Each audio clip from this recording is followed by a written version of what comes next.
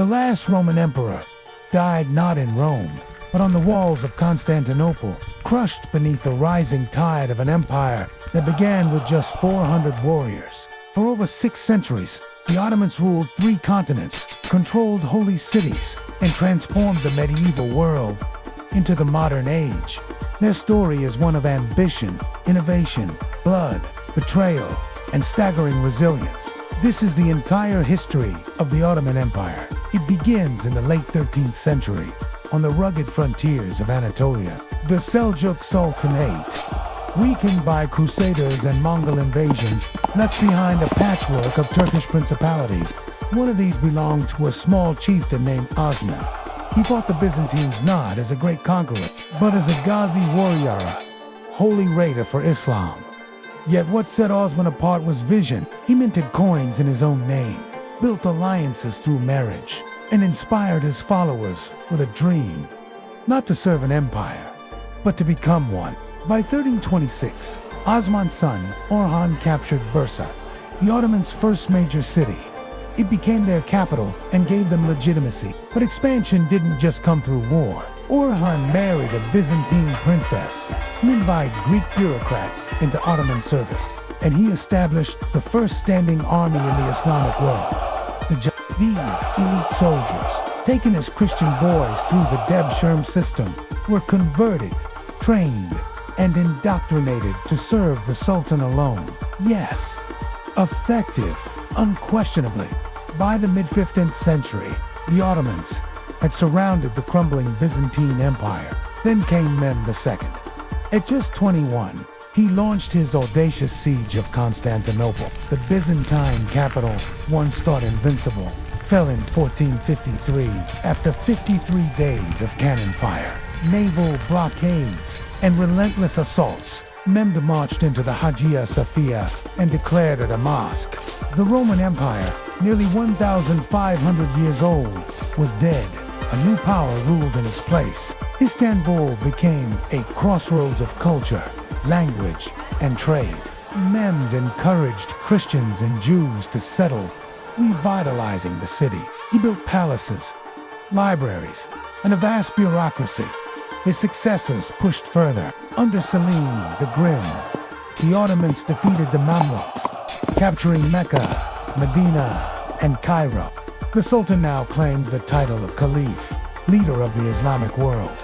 Then came Suleiman the Magnificent. His reign was the zenith of Ottoman power. He conquered Belgrade, Rhodes, and most of Hungary. He laid siege to Vienna. His navy dominated the Mediterranean under the brilliant Admiral. But Suleiman was more than a warrior. He was a poet, a legislator, and a reformer. He unified Islamic and secular laws, built mosques that still crown Istanbul's skyline, and expanded education. He patronized artists, architects, and philosophers, turning his court into a beacon of culture. But even his reign held tragedy. Influenced by palace intrigue, and his powerful wife Hurrem, Sultan Suleiman ordered the execution of his gifted son Mustafa, decision that haunted him until his death. After Suleiman, the empire remained vast, but cracks emerged. Sultans became ceremonial figures, while palace factions, eunuchs, and the Janissaries pulled the strings. The once elite Janissaries grew corrupt and unruly, resisting reform and eventually revolting against the very sultans they swore to serve. The practice of fratricide killing, rival brothers gave way to imprisoning princes in the cage, stunting their leadership abilities. Corruption and complacency seeped in, but the machinery of empire continued. Yet the Ottomans still adapted. They modernized their army with European advisors.